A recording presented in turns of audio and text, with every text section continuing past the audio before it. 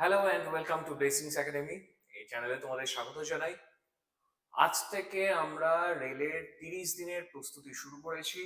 তোমরা বোর্ডের স্ক্রিনে দেখতে পাচ্ছ, এবং এই এক মাসের মধ্যে প্রিভিয়াস ইয়ারে রেলের যত প্রশ্ন আছে এনটিপিসি এবং গ্রুপ ডি মিলিয়ে, তো সেইগুলোকে আমরা আলোচনা করব। এবং আমি নেব ম্যাথ জিআই, এবং বাকি স্যাররা তোমাদের বাকি সাবজেক্টগুলো যেমন হচ্ছে জিকে, তারপরে হচ্ছে সায়েন্স, ঠিক আছে, সেইগুলো কভার করবে। ওকে, তাহলে আমি আমার সাবজেক্ট শুরু করছি। চ্যাপ্টার ওয়াইজ তোমাদেরকে করাবো, এক মাসের মধ্যে সমস্ত চ্যাপ্টার করাবো, কোনো রকম অসুবিধা হবে না। ঠিক আছে, তাহলে আমরা ফার্স্ট চ্যাপ্টার যেটা শুরু করতে চলেছি সেটা হচ্ছে পার্সেন্টেজ। নাও পার্সেন্টেজ সম্পর্কে একদম ইলাবোরেটলি আমি বলবো না, ঠিক আছে, তাহলে আমাদের 30 দিনের মধ্যে কমপ্লিট করাটা অসুবিধা হবে। তো ছোট্ট করে আমি বলে দিচ্ছি যে পার্সেন্টেজ জিনিসটা কি। যে আমরা তো জানি যে 100-র মধ্যে কত। এইবার যদি কোনো কিছুকে পার্সেন্টেজে কনভার্ট করতে হয়, তাহলে আমরা কিভাবে কনভার্ট করব? ধরে নাও কেউ একজন 30 নম্বরের মধ্যে পেয়েছে হচ্ছে 25, 30-এ পরীক্ষা দিয়েছে, পেয়েছে 25। তাহলে আমি যদি বলি সে পার্সেন্টেজে কত নম্বর পেয়েছে, তাহলে যতটা নম্বর পেয়েছে সেটাকে তোমাকে উপরে রাখতে হবে, এবং যার সাপেক্ষে পেয়েছে সেটাকে নিচে রাখতে হবে, এবং 100% গুণ করতে হবে। ঠিক আছে, তাহলে একটা জিনিস মাথায় রইলো যে যখনই তোমাকে মাথায় রাখতে যখনই তোমাকে বলবে যে কার সাপেক্ষে হচ্ছে, যার সাপেক্ষে হচ্ছে, সেইটা সবসময় কি বসবে না ভগ্নাংশে হরে বসবে। ওকে, আর যদি তোমাকে বলে যে পার্সেন্টেজ ইনক্রিজ বা ডিক্রিজ, ধরে নাও তোমাকে বলা হলো যে 40% ইনক্রিজ করেছে, তো যতটা ইনক্রিজ করবে তোমাকে কিন্তু তত পার্সেন্টেজটাই গুণ করতে হবে। ধরো আমি যদি বলি এক্স এর ভ্যালুটা 40% বৃদ্ধি পেয়েছে, তাহলে আমি কি করব, এক্স ইন্টু 140% করে দেবো। যদি এক্স এর ভ্যালুটা 40% ডিক্রিজ হয়, মানে কমে যায়, তাহলে সেই ক্ষেত্রে আমরা কি করব না এক্স ইন্টু 60% করবো। ঠিক আছে, তাহলে এইভাবে আমরা এগিয়ে যাব। তো আমাদের প্রথম প্রশ্ন দেখা যাক। ঠিক আছে, আগে যে কথাগুলো আমি বলতাম এখনো সেটাই বলবো, যে যখনই তোমরা নিজেরা একবার ট্রাই করবে, ভিডিওটাকে পজ করে, এবং তারপর কিন্তু আমার সলিউশন দেখবে। আচ্ছা, আমাদের প্রথম প্রশ্ন বলেছে যে সংখ্যা এ হচ্ছে সংখ্যা বি এর 8 গুণ, তাহলে সংখ্যা বি সংখ্যা এ এর চেয়ে কত শতাংশ ছোট। ঠিক আছে, তাহলে আমরা যদি ধরে নিই যে সংখ্যা বিটা হচ্ছে 1, বি এর ভ্যালুটা হচ্ছে 1, এবার এ হচ্ছে বি এর 8 গুণ, তাহলে এ কত হবে না 1 কে 8 দিয়ে গুণ করলে এর ভ্যালুটা হচ্ছে 8। তোমাকে চেয়েছে যে সংখ্যা বি হচ্ছে সংখ্যা এ এর চেয়ে কত শতাংশ ছোট। ঠিক আছে, তাহলে বি হচ্ছে এর থেকে কতটা ছোট না 7 ছোট। ঠিক আছে, এই শতাংশটাকে তুমি বাদ দিয়ে দাও। প্রথমে শতাংশটাকে আমি যদি বাদ দিয়ে দিই, তাহলে আমাদের লেখাটা কি দাঁড়াচ্ছে যে বি হচ্ছে এর থেকে কতটা ছোট, তাহলে বি হচ্ছে এর থেকে 7 ছোট। এবার যেটা বলছিলাম তোমাদেরকে, যে যেটা ছোট বা বড় যেটা হবে সেটা সবসময় উপরে বসবে, আর যা সাপেক্ষে হবে সেটা সবসময় নিচে বসবে, ইন্টু 100%। এটা করলেই আমাদের পার্সেন্টেজে কনভার্ট হয়ে যাবে। তাহলে আমাদের এখানে কত ছোট হচ্ছে না 7 ছোট হচ্ছে। আচ্ছা, কার সাপেক্ষে আমরা দেখছি না বলেছে এ চেয়ে, ঠিক আছে, এ চেয়ে মানে হচ্ছে এ সাপেক্ষে, অর্থাৎ নিচে এর ভ্যালুটা বসবে, এর ভ্যালুটা হচ্ছে 8। ঠিক আছে, তাহলে 7/8 ইন্টু 100%, এইটাকে ক্যালকুলেট করলে হবে 87.5%। তাহলে অ্যান্সারটা হচ্ছে 87.5%। এবার কথা হচ্ছে যে সঙ্গে সঙ্গে আমি কি করে বললাম যে 87.5% হবে, তারও কিন্তু একটা ট্রিক্স আছে। ঠিক আছে, তোমরা মাথায় রাখবে যে 1/8 যখনই আসবে, ইন্টু 100টা তোমার ক্যালকুলেশন করার দরকারই পড়বে না। 1/8 মানে মাথায় রাখবে যে 12.5%।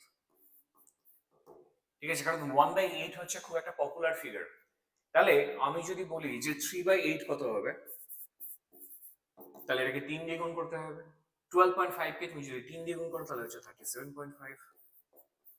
আমি যদি বলি যে 5/8 কত হবে, তাহলে 5/8 মানে হচ্ছে 12.5 কে 5 দিয়ে গুণ, মানে হচ্ছে 62.5। আর যদি বলা হয় যে 7/8 কত হবে, তাহলে এটাকে 7 দিয়ে গুণ করলে 87.5।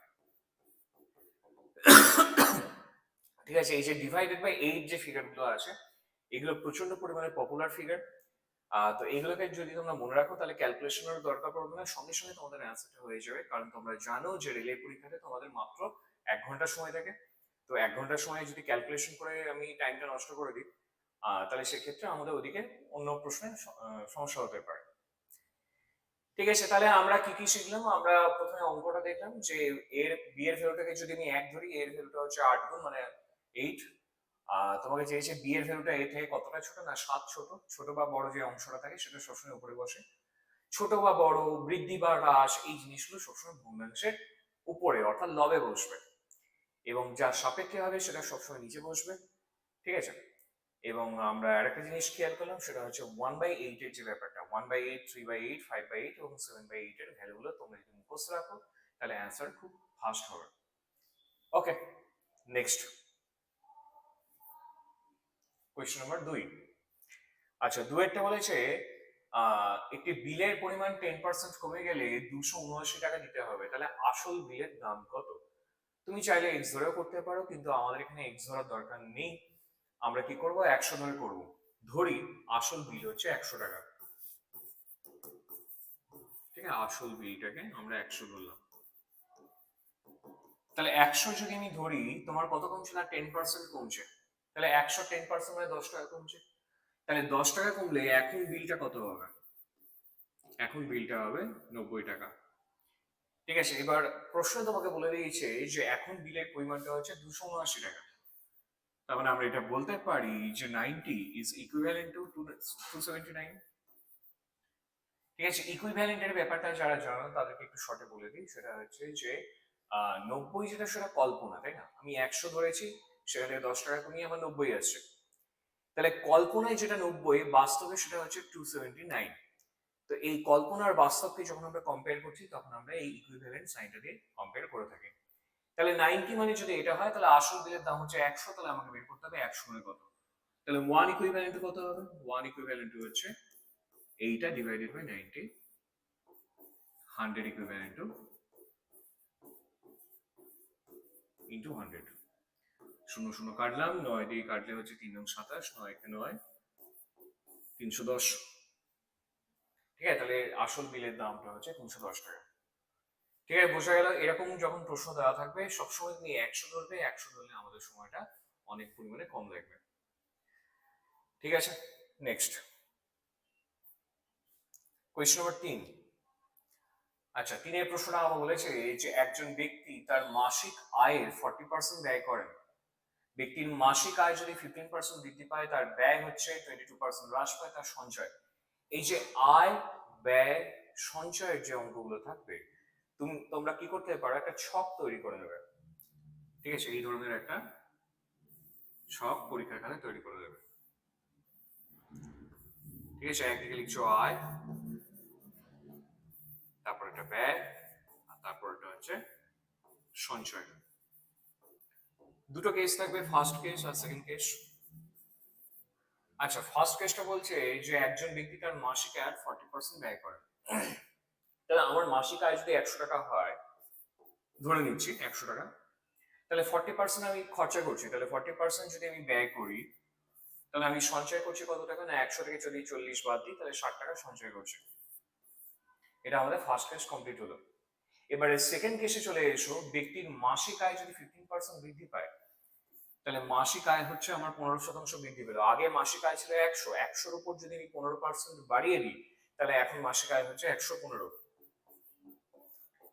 ঠিক আছে, এবং তার ব্যয় 22% হ্রাস পায়। এই 22% হ্রাস পায় অনেক ছেলেপুলে কি করে যে 100 থেকে 22 কমিয়ে দেয়। মাথায় রাখতে হবে যখনই তোমাকে কথাটা বলা হচ্ছে যে 20% হ্রাস পায় ব্যয়, তাহলে আগে যে ব্যয় ছিল তার উপর 22% কিন্তু হ্রাস পাচ্ছে। ঠিক আছে, তাহলে আগে ব্যয় ছিল 40, তাহলে ব্যয়ের হ্রাস হচ্ছে 40-এর 22%। ঠিক আছে, তাহলে 40-এর 22% করলে তোমার কত আসবে দেখে নাও। একটা শূন্য কেটে গেল, 4কে 22 দিয়ে গুণ করলে 88, 88 ডিভাইডেড বাই 10 মানে হচ্ছে 8.8। তাহলে ব্যয়টা 8 টাকা 80 পয়সা কমে গেল। তাহলে 40 থেকে তুমি যদি 8 টাকা বাদ দাও তাহলে হচ্ছে 32, আরো 0.8 বাদ দিলে 31.2। ঠিক আছে, তাহলে এখন ব্যয় হচ্ছে 31.2। ঠিক আছে, তাহলে আগে খরচা ছিল হচ্ছে 40 টাকা, তুমি 8 টাকা 80 পয়সা কমিয়ে দিলে, তাহলে 40 থেকে আমি যদি 8.8 বাদ দিই তাহলে এখনকার ব্যয় হচ্ছে 31.2। ঠিক আছে, এটা বের হচ্ছে এখনকার ব্যয়, এখন ব্যয়। তাহলে তুমি আয় থেকে যদি ব্যয় বাদ দাও তাহলে আমাদের সঞ্চয়টা বেরিয়ে যদি আমি মাইনাস করি তাহলে এদিকে 0.8 যোগ করলে হচ্ছে 32, তারপরে এদিকে তোমার 8 হচ্ছে 40, 8.8 প্লাস 60, 68.8 আরো 15 যোগ, তাহলে 68-র সাথে 15 যোগ করলে 68-র সাথে 15 যোগ করলে 78 আর 5 83, তাহলে 83.8। এইটা হচ্ছে তোমার এখন সঞ্চয়। তোমাকে জানতে চেয়েছে যে সঞ্চয় কত শতাংশ বৃদ্ধি পেয়েছে। দেখো, সঞ্চয় আগে ছিল 60, এখন হচ্ছে 83.8, তার মানে বেড়েছে কতটা, না বিয়োগ করলে দুটোকে 23.8 তোমার বৃদ্ধি পেয়েছে। তাহলে এই যে সঞ্চয় আমার বৃদ্ধি পাচ্ছে 23.8, কার উপর বৃদ্ধি পাচ্ছে, মানে কার সাপেক্ষে বৃদ্ধি পাচ্ছে? আমি কি বলেছিলাম, যেটা বৃদ্ধি বা হ্রাস হবে সেটাকে উপরে রাখতে হবে, যার সাপেক্ষে হচ্ছে সেটাকে নিচে রাখতে হবে। তাহলে আগে যে সঞ্চয় ছিল 60, তার উপর 23.8 আমার বৃদ্ধি পাচ্ছে, তাহলে 60টা আমার নিচে চলে এলো ইন্টু 100। 0 0 কেটে গেল, 10 দিয়ে গুণ করলে দশমিক উঠে যাবে, তাহলে 6 দিয়ে ডাইরেক্ট ভাগ করে দাও, 6 দিয়ে 3 6 18, 5 58, 6 9 54, 39 পয়েন্ট সামথিং। ঠিক আছে, 6 9 54, 4 40, 6 36, তাহলে আমাদের অ্যান্সারটা আসছে 39.6। ঠিক আছে, এইরকম যদি তোমার অ্যান্সার আসে পরীক্ষায় ঘাবড়াবে না, তার কারণ অনেক সময় কি হয়, অ্যাপ্রক্সিমেটলি কথাটা লেখা থাকে না, কিন্তু অ্যান্সারটা কিন্তু অ্যাপ্রক্সিমেটলি চেয়েছে। তাহলে 39.6 এর কাছাকাছি কোন অপশন আছে? 39.6 কে আমি কত পার্সেন্টেজ বলতে পারি, না 40% বলতে পারি, তাহলে অ্যান্সারটা হচ্ছে 40%। ঠিক আছে, এটা কিন্তু রেলের প্রিভিয়াস ইয়ারে এসেছিল, এবং এইটা যেন তোমাদের মাথায় থাকে। অনেক সময় আমাদের অ্যান্সারটা অ্যাপ্রক্সিমেশনে আসে, কিন্তু যদি তোমাকে মেনশন করা নাও থাকে তাহলে তুমি কাছাকাছি কোনো অপশন দেখবে, সেটাকে অ্যান্সার করে দিয়ে চলে আসবে। যেমন আমাদের পারফেক্টলি অ্যান্সারটা বেরিয়েছে 39.6, সেটা অপশনে নেই, তাহলে 39.6 এর কাছাকাছি অপশন হচ্ছে 40%। ঠিক আছে, তাহলে আমরা কি শিখলাম? আমরা দেখলাম যে আয় ব্যয় সঞ্চয়ের যদি অঙ্ক থাকে তাহলে সবসময় একটা ছক তৈরি করে নিলে আমাদের কিন্তু খুব বেটার হবে, তাই না? অঙ্কটা কম্প্যাক্টলি হবে। নেক্সট, পরেরটা আমাদের একটা সোজা প্রশ্ন দিয়েছে যে যদি y এর x% আর z এর y% সমান হয় তাহলে নিচের কোনটি সত্য? ঠিক আছে, তাহলে y এর কথাটার মানে হচ্ছে গুণ চিহ্ন, x% সেইটা z এর y% এর সাথে সমান হচ্ছে। তাহলে উভয় পক্ষ থেকে আমি যদি পার্সেন্টেজ চিহ্নটা কেটে দিই, দিতেই পারি, যে এখানে পার্সেন্টেজ মানে ডিভাইডেড বাই 100, এখানে পার্সেন্টেজ মানে ডিভাইডেড বাই 100। তাহলে পার্সেন্টেজ উভয় দিকে আছে, তাহলে উভয় দিকে তুমি পার্সেন্টেজ চিহ্নটাকে কেটে দিতে পারো। আচ্ছা, ওয়াই ওয়াই কেটে যাবে, পার্সেন্টেজ পার্সেন্টেজ কেটে যাবে, তাহলে পরে কি থাকবে না এক্স ইকুয়াল টু জেড। তাহলে এক্স ইকুয়াল টু জেড, অর্থাৎ অপশন বি হচ্ছে তোমার অ্যান্সার। ঠিক আছে, তাহলে এটা একদম সিম্পল প্রশ্ন ছিল, দুটোকে কম্পেয়ার করলেই তোমার কিন্তু অ্যান্সার চলে আসছে। নেক্সট, বলেছে যদি কোনো সংখ্যার 37.5% 900 হয় তাহলে ওই সংখ্যার 62.5% কত হবে? এইখানে জিনিসটা খেয়াল করো, আমি একটু আগেই তোমাদের বলেছি যে 12.5% মানে হচ্ছে 1/8, এই ভ্যালুগুলো মুখস্থ রাখলে খুব ভালো হয়। ঠিক আছে, আমরা শিখেছিলাম 3/8 মানে হচ্ছে 37.5, 5/8 মানে হচ্ছে 62.5,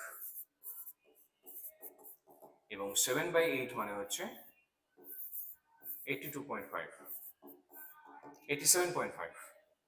ঠিক আছে,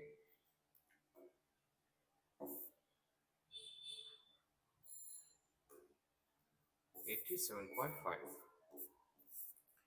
ঠিক আছে, এই ভ্যালুটা তুমি যদি মুখস্থ রেখে দাও তাহলে অঙ্কটা আমাদের চুটকিবাজি হয়ে যাবে। ঠিক আছে, দেখো 37.5% মানে কত, 3/8। তার মানে আমরা এটা বলতে পারি, আচ্ছা দুটো জায়গাতেই তোমাকে 62.5% মানে ওখানে 5/8, তাহলে একটা 3/8 একটা 5/8, দুটোতেই তোমার 8টা কমন আছে, তাহলে 8টাকে না নিলেও চলবে। ওপরে শুধুমাত্র আমি এদিকে 3টাকে ধরতে পারি, তাহলে আমরা বলতে পারি যে 3 মানে হচ্ছে 900।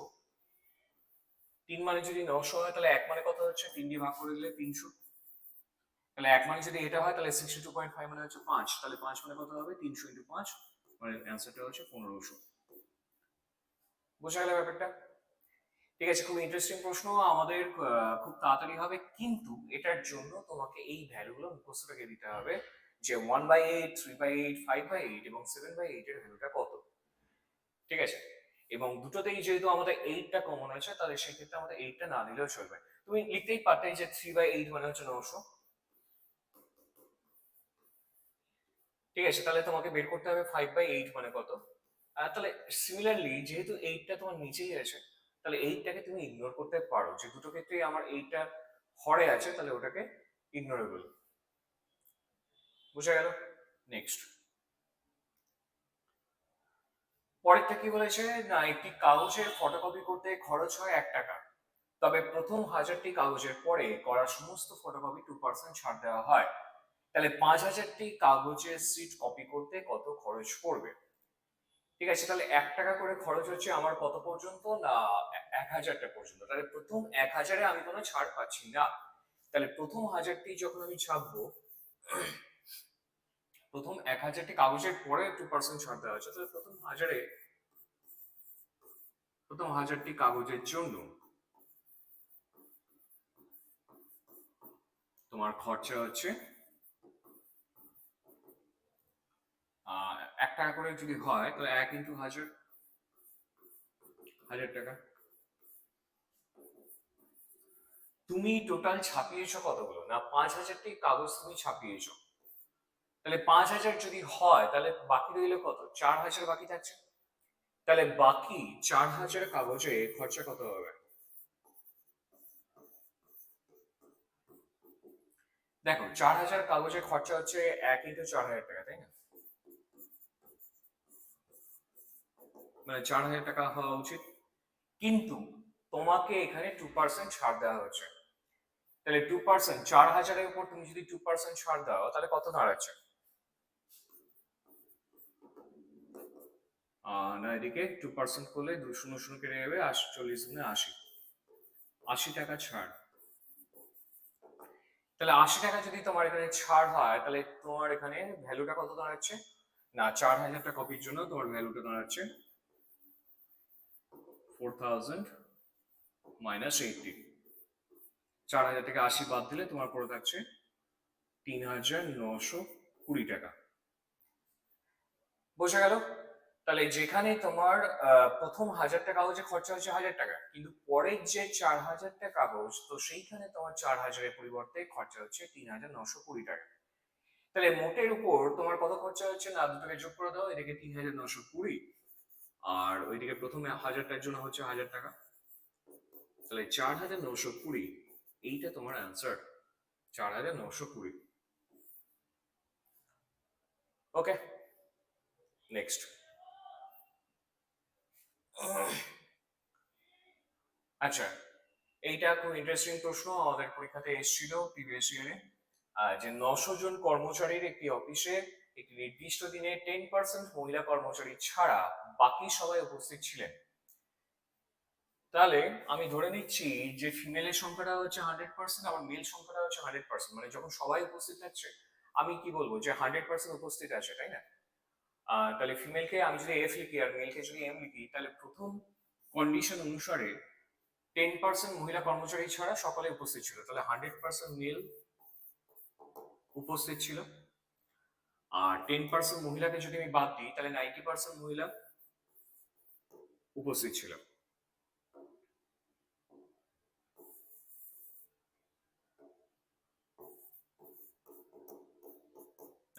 ফিমেল।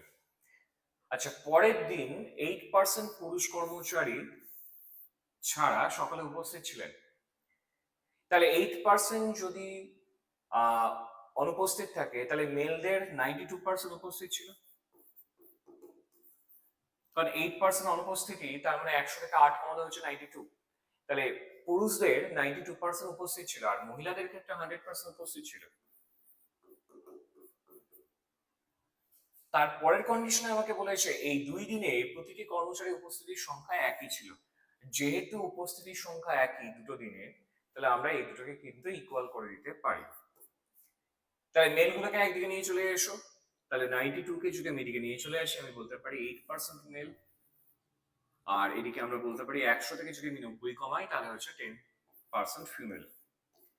আর যেহেতু তোমার পার্সেন্টেজ উভয় দিকেই আসে, তাহলে আমরা পার্সেন্টেজ চিহ্নটাকে কেটে দিতে পারি। এইখান থেকে মেল আর ফিমেলের রেশিওটা হচ্ছে 10/8, বা ছোট করে দিতে পারো 2 দিয়ে গেলে 5, 2 দিয়ে গেলে 4। তাহলে রেশিওটা কত হয়ে গেল? মেল আর ফিমেলের রেশিওটা হচ্ছে 5:4। আচ্ছা, 5:4 এ আমাদের ভাঙতে হবে 900 কে ভাঙতে হবে। আমাকে চেয়েছেটা কি? এই অফিসের বেতনভুক্ত মোট পুরুষ কর্মচারীর সংখ্যা। ঠিক আছে, তাহলে পুরুষের সংখ্যাটা তোমাকে চেয়েছে। তাহলে মেল পপুলেশনটা কত হবে? মেল পপুলেশন হচ্ছে 5। আচ্ছা, মেল যদি 5 হয়, ফিমেল হচ্ছে 4 জন, তার মানে টোটালটা কত হচ্ছে? টোটালটা হচ্ছে 9 জন। তাহলে 9 জনের মধ্যে 5 জন যদি মেল হয়, তাহলে তোমাকে বের করতে হবে যে 900-র মধ্যে কত। ঠিক আছে, তাহলে ইন্টু 900। 9 দিয়ে গেলে 100, তাহলে 5 দিয়ে গেলে 500। তাহলে মেল ফিগার হচ্ছে 500 জন। ঠিক আছে, বোঝা গেল? আমি আবার প্রথম থেকে বলছি যে তুমি মেল ফিগারটাকেও 100% ধরছো, ফিমেলটাকেও 100% ধরছো। এবার যখন তোমাকে বলেছে যে 10% মহিলা হচ্ছে অনুপস্থিত, তার মানে 90% মহিলা হচ্ছে উপস্থিত। তাহলে 90% মহিলা আর 100% মেল হচ্ছে উপস্থিত। দ্বিতীয় দিনে 8% মেল হচ্ছে অনুপস্থিত। তাহলে 8% যদি অনুপস্থিত থাকে, বা তুমি 8 জনও ধরে নিতে পারো সুবিধার খাতিরে, তাহলে তুমি লিখতে পারো যে 92 জন উপস্থিত আর বাকি ওদিকে ফিমেলদের সবাই উপস্থিত। তাহলে এই দুটো ভ্যালু যদি ইকুয়াল হয়, মেল আর মেলকে একদিকে করলে, ফিমেলকে একদিকে করলে, দুটো রেশিও করলে, সেই রেশিওকে দিয়ে তুমি 900 কে ভেঙে দিলে, মানে টোটাল সংখ্যাটাকে ভেঙে দিলে, তাহলেই তোমার কিন্তু অ্যান্সার হয়ে যাচ্ছে। ঠিক আছে, নেক্সট পরের প্রশ্ন দেখো। আমাদের বলেছে যে একটি বইয়ের 30টি পৃষ্ঠা আছে, প্রতিটি পৃষ্ঠায় 25টি করে লাইন এবং প্রতিটি লাইনে 35টি করে অক্ষর থাকে। তাহলে এরকম যদি তোমার একটা বই থাকে এবং সেই বইতে এক একটা পেজে 25টা করে লাইন আছে, ঠিক আছে, এইভাবে 25 লাইনস, প্রতিটা লাইনে 35টা অক্ষর আছে। তাহলে এইখানে 35 অক্ষর, এখানে 35টা অক্ষর, এইখানে 35টা অক্ষর। ঠিক আছে, এইভাবে তোমার টোটাল কন্টেন্টের পরিমাণটা কত হচ্ছে তুমি দেখে নাও। একটা জিনিস খেয়াল করো, আমি যখন বড় বড় অঙ্কগুলো পড়ছি তখন কিন্তু আমি ফার্স্টে একটা লাইন পড়ে যতটা এগোনো যায় আমি এগিয়ে যাচ্ছি, এবং তারপরে কিন্তু আমি পরের ভার্সনটাকে দেখছি, গোটা প্রশ্নটাকে কিন্তু আমি একসাথে পড়ছি না। তো যাই হোক, তাহলে টোটাল কন্টেন্টের পরিমাণটা হচ্ছে যে একটা লাইনে যদি 35টা করে অক্ষর থাকে, তাহলে টোটাল কতগুলো লাইন আছে? না, 25টা লাইন আছে, ইন্টু 25। এবার এটা গেল একটা পৃষ্ঠার ক্ষেত্রে। ঠিক আছে, একটা পৃষ্ঠার ক্ষেত্রে তোমার 35টা অক্ষর এক একটা লাইনে আছে, আর টোটাল লাইন হচ্ছে 25টা। তার মানে একটা পৃষ্ঠাতে তোমার টোটাল কন্টেন্ট হচ্ছে 35 ইন্টু 25। তো এইরকম কটা পৃষ্ঠা রয়েছে? না, তোমার এখানে 30টা পৃষ্ঠা আছে, তাহলে এটাকে 30 দিয়ে গুণ করলে। তো এইটা হচ্ছে তোমার টোটাল কন্টেন্টের পরিমাণ। এটাকে ক্যালকুলেশন একদমই করবে না, কারণ ক্যালকুলেশন করতে আমার সময় যাবে। আমি দেখি পরের কন্ডিশন আমাকে কি বলেছে। যদি এই বিষয়বস্তুটি 30টি লাইন এবং প্রতিটি লাইনে 28টি করে অক্ষর থাকে অন্য একটা নোটবুকে, তাহলে প্রয়োজনীয় পৃষ্ঠার সংখ্যা কত হবে? দেখো, কন্টেন্টের পরিমাণ তো একই থাকবে, তাই না? পৃষ্ঠা আমি আলাদা করে দিতে পারি, অক্ষরের সংখ্যা আলাদা করতে পারি, লাইন সংখ্যা আলাদা করতে পারি, কিন্তু কন্টেন্ট আমার একই থাকবে। তাহলে আমরা এটা বলতে পারি যে এখানে 35 25 ইন্টু 30 যেটা হয়েছে, এবং দুটো কন্টেন্ট যেহেতু সমান, ঠিক আছে, তাহলে এই দিকে দ্বিতীয়টা ওই একই বিষয়বস্তু, সেই জন্য আমি কন্টেন্টটাকে সমান বলছি। 30টা লাইন, আচ্ছা 30টা লাইন, 28টি করে অক্ষর, এবং আমাদের বলেছে যে পৃষ্ঠার সংখ্যা কত হবে? পৃষ্ঠার সংখ্যাকে তুমি এখানে এক্স ধরে নাও। ঠিক আছে, আমি কি করলাম? পৃষ্ঠার সংখ্যাটাকে এক্স ধরলাম, দুটোকে কন্টেন্টকে ইকুয়াল করলাম, তাহলে উভয় পক্ষ থেকে 30 কেটে যাচ্ছে, তাহলে এক্স এর ভ্যালুটা হবে এদিকে দুটো গুণ ডিভাইডেড বাই 28, 7 দিয়ে গেলে 4, 7 দিয়ে গেলে 5, 5 25 125 ডিভাইডেড বাই 4, এটাকে ক্যালকুলেট করলে 4 3 12, 4 1 4, 1 10, 4 2 8, 2 2, হ্যাঁ 31.25 খানা পেজ লাগবে। এবার একটা জিনিস ভেবে দেখো, তুমি কন্টেন্ট লিখছো এবং কন্টেন্টটা লেখা আরো কিছুটা বাকি আছে, ধরে নাও উপসংহারটুকু বাকি আছে, তাহলে এইখানে তোমার আর পেজ নেই, তাহলে তোমাকে ওই যে 0.25 কন্টেন্ট রয়েছে, তো সেইটাকে লেখার জন্য তোমাকে আর একটা পেজ হলেও ইউজ করতে হবে। ঠিক আছে, যদি আমার একটা শব্দও থাকে তাহলে সেটাকে লেখার জন্য আমাকে আর একটা পেজ ইউজ করতে হবে। তো সেই জন্য আমরা এখানে কিন্তু বলবো যে তাহলে পেজ লাগবে 32টা, কারণ পেজ সংখ্যা কখনো ফ্র্যাকশনে হয় না, তাই না? তোমাকে অর্ধেকটা পেজ দেওয়া থাকবে, এটা তো আর হতে পারে না, তাই না? তো সেই কারণে তোমাকে বলতে হবে যে 31 খানা পেজ লিখেছে, কিন্তু তা সত্ত্বেও কিছু কন্টেন্ট বাকি রয়েছে, তো সেই কন্টেন্টের জন্য তোমাকে কি করতে হচ্ছে, আর একটা পেজ ইউজ করতে হচ্ছে, মানে পেজ সংখ্যা হচ্ছে তোমার 32। আচ্ছা, আমাদের জানতে কি চেয়েছে, আমাদের জানতে চেয়েছে প্রয়োজনীয় পৃষ্ঠা সংখ্যা পূর্ববর্তী পৃষ্ঠার তুলনায় কত শতাংশ বেশি হবে। তাহলে আগে কতগুলো পেজ লাগছিল, আগে তোমার পেজের সংখ্যা ছিল, আগে পেজের সংখ্যা ছিল 30টা, এখন পেজের সংখ্যা হচ্ছে 32টা। তাহলে তোমার পেজের সংখ্যা কতগুলো বেড়েছে, না দুখানা পেজের সংখ্যা বেড়েছে। কার সাপেক্ষে, না 30-এর সাপেক্ষে। 30-এর উপর দুটো বেড়ে তবেই তো 32 হয়ে যায়। তাহলে 30-এর উপর যদি 2 হয় তাহলে 100-তে কত, 0 0 কাটলে 20/3, 20/3 মানে হচ্ছে 6×2 বা এখানে আমাদের দশমিকে আছে, তার মানে 6×2 মানে আমি লিখতে পারি 6.66। প্রশ্নটা কিন্তু খুব ইন্টারেস্টিং, কারণ তুমি যদি এখানে পেজের সংখ্যাটাকে আসন্ন মানে নিয়ে 31 খানা পেজ করতে, তাহলে কিন্তু তোমার অ্যান্সার কিন্তু মিলতো না। তাহলে এইটাকে তোমাদের মাথায় রাখতে হবে যে পেজের ব্যাপার যখন আসছে, তোমার সামান্য কিছু কন্টেন্ট হলেও তোমাকে আর একটা পেজ এক্সট্রা করতে হবে। ঠিক আছে, নেক্সট চলে এসো। আচ্ছা, পরেরটা কি বলেছে, আমাদের খুব পপুলার প্রশ্ন এটা, তুমি স্টেট লেভেল লিখে নাও বা সেন্ট্রাল লেভেল লিখে নাও, আমাদের এই ধরনের প্রশ্ন, এই টাইপের যে প্রশ্নটা আমাদের কিন্তু প্রচুর পরিমাণে পরীক্ষায় আসে। বলেছে প্রতি কেজি গমের দাম 25% হ্রাসের কারণে জন 600 টাকায় 5 কেজি বেশি কিনতে সক্ষম হয়েছেন। তাহলে গমের আসল দাম কত? ঠিক আছে, তোমাকে 4 ধরনের প্রশ্ন করতে পারে, যে গমের আসল দাম কত, যেটা এখানে লেখা আছে, গমের অরিজিনাল দাম কত, মানে আগের দাম কত ছিল, তারপরে হচ্ছে এখানে যে টাকাটা বলেছে যে 600 টাকায় সে কত কেজি গম পাবে, আগে কত পেতো এখন কত পেতো। তাহলে 4 ধরনের প্রশ্ন তোমার হতে পারে। তো দেখে নাও, এই ধরনের প্রশ্ন যখনই তোমাকে দেওয়া থাকবে, তুমি কি করবে, এই যে পার্সেন্টেজটা রয়েছে এটাকে ভাঙবে। আচ্ছা, পার্সেন্টেজে তোমাকে দেওয়া আছে 25% হ্রাস।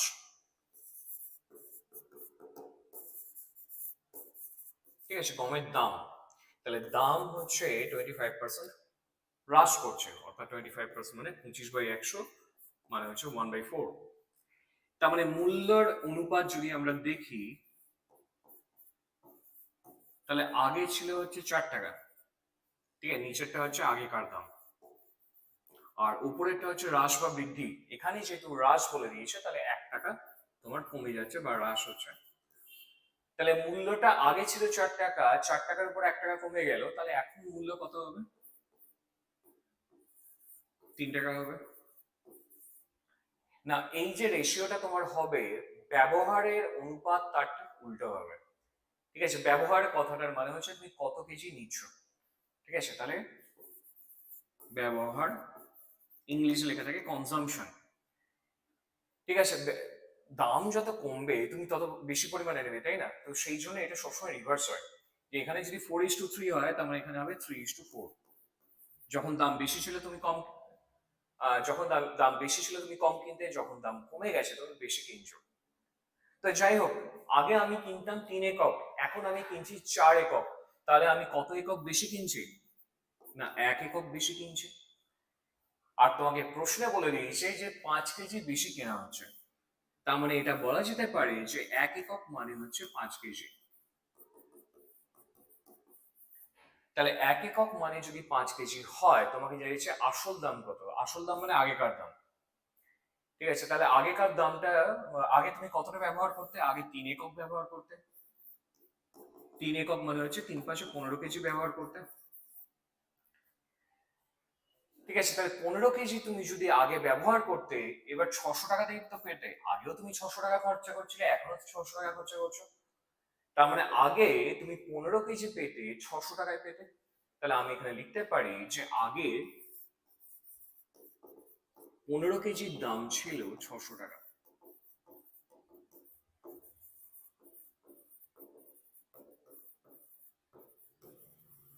বা তোমরা আসল দামও লিখতে পারো যে আগে 15 কেজি আসল দাম হচ্ছে 600 টাকা। তাহলে আগে 1 কেজির দাম কত ছিল? 600 ডিভাইডেড বাই 15, মানে অ্যান্সারটা হচ্ছে 40 টাকা। ঠিক আছে, তাহলে বোঝা গেল এই ধরনের প্রশ্নগুলো যখনই তোমাকে দেওয়া থাকবে তুমি কি করবে? পার্সেন্টেজটাকে ভাঙবে। ভাঙার পরে আমার যে রেশিওটা তৈরি হবে সেটা হচ্ছে প্রাইস রেশিও বা মূল্যের অনুপাত। সেই মূল্যের অনুপাতকে তুমি যদি উল্টে দাও তাহলে হবে ব্যবহারের অনুপাত। ঠিক আছে, সেইখান থেকে কম্প্যারিজন করে তুমি তোমাকে যেটা চেয়েছে আসলেরটা না আগেকারটা, ঠিক আছে, আসলেরটা না বর্তমানেরটা, তো সেইটা বের করে তুমি কিন্তু অ্যান্সারটা বের করে নিতে পারো। ঠিক আছে, তাহলে আমাদের পরের প্রশ্নে যাওয়া যাক।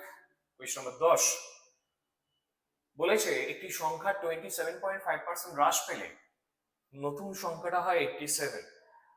তাহলে আগেকার সংখ্যাটি কত? তাহলে কিভাবে করবে? না, 27.5% কে ভেঙে নাও।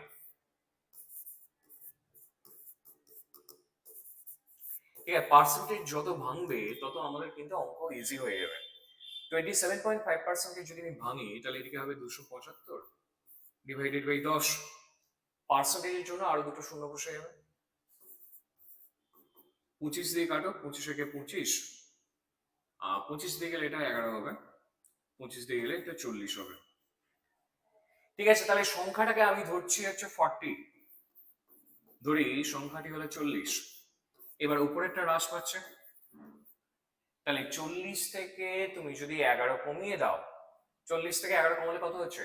না 29। তাহলে নতুন সংখ্যাটা হচ্ছে 29।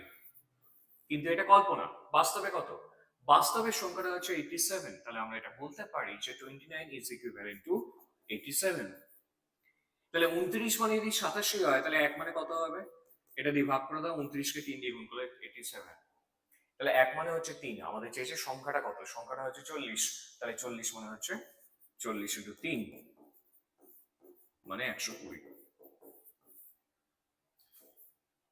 ঠিক আছে, বোঝা গেল? এই ধরনের যত প্রশ্ন থাকবে, মোদ্দা কথা আমরা জিনিসটা শিখলাম কি, যে যখনই পার্সেন্টেজের প্রশ্ন তুমি করছো, ম্যাক্সিমাম ক্ষেত্রে ওই যে পার্সেন্টেজটা তোমাকে দেওয়া থাকে, তো সেইটাকে তুমি যদি ভেঙে নাও তাহলে আমাদের অ্যান্সারটা ইজিলি হয়ে যাবে। ঠিক আছে, তাহলে 10 নম্বর আমাদের কমপ্লিট হলো। নেক্সট প্রশ্ন থাকে কোয়েশ্চন নাম্বার 11। আচ্ছা, 11 এরটা দেখো, আমাকে বলেছে যে 30% অফ 28% অফ 480 এর সাথে কোনটা সমান হবে? তাহলে তোমাকে অপশন ট্রাই করে দেখতে হবে। পুরো গুণটা করার দরকার নেই। ঠিক আছে, তোমাকে চেষ্টা কি, না এদিকে 30%, এদিকে 28%, আর এদিকে হচ্ছে 480। না, পার্সেন্টেজ চিহ্নগুলো তোমরা ইগনোর করতে পারো, কারণ আমরা যে কটা অপশন দেখছি প্রত্যেকটাতেই আমাদের দুটো করে পার্সেন্টেজ রয়েছে। আর যদি না হয় এই তিনটে অপশন, তাহলে অটোমেটিক্যালি আনসারটা হয়ে যাবে 39। তাহলে পার্সেন্টেজ চিহ্নগুলো না রাখলেও হবে। কিন্তু কথা হচ্ছে এই যে সবসময় মাথায় রাখবে, আমি যদি বলি যে এক্স পার্সেন্টেজ অফ ওয়াই, তুমি এটাকে ঘুরিয়ে লিখতে পারো যে ওয়াই পার্সেন্টেজ অফ এক্স। ঠিক আছে, কারণ দুটোকেই গুণ করলে এক্স ওয়াই ডিভাইডেড বাই 100 আসবে। তার মানে আমরা এটা বলতে পারি যে এক্স পার্সেন্টেজ অফ ওয়াই কে তুমি যদি ঘুরিয়ে লেখো ওয়াই পার্সেন্টেজ অফ এক্স, তাহলে এই দুটো সমান হবে। তাহলে এখানে যদি তোমাকে দুটোকে ইকুয়াল রাখতে হয়, তাহলে একটাকে যত দিয়ে গুণ করতে হবে অন্যটাকে ততটা দিয়ে ভাগ করতে হবে। যেমন আমি যদি অপশন এটাকে ট্রাই করে দেখি, যে এখানে তোমাকে বলেছে 15, এখানে হচ্ছে 56, আর এখানে হচ্ছে 240। আচ্ছা, জিনিসটাকে সোজা করে বোঝানোর জন্য আমি এখানে কি করছি, এই পার্সেন্টেজ চিহ্নগুলোকে বাদ দিয়ে দিচ্ছি। ওটা না রাখলেও চলবে। তাহলে একটা জিনিস খেয়াল করে দেখো, যে আমি যখন বলছি এইটা 30কে 2 দিয়ে ভাগ করলে হচ্ছে 15। তাহলে একটা জায়গায় যদি আমি 2 দিয়ে ভাগ করি, তাহলে আরেকটা জায়গায় আমাকে 2 দিয়ে গুণ করতে হবে। ঠিক আছে, তাহলে এইখানে আমি 2 দিয়ে গুণ করছি, ভালো কথা। এখানে 2 দিয়ে তুমি ভাগ করলে, এখানে 2 দিয়ে গুণ করলে, কিন্তু এখানে 480 রাখতে হতো। এইটাকে যে তুমি 2 দিয়ে ভাগ করছো, তো তার জন্য 2 দিয়ে আর কোথায় গুণ হবে? আর কোথাও গুণ হবে না। ঠিক আছে, তো সেই কারণে অপশন এ আমাদের কিন্তু কেটে গেল।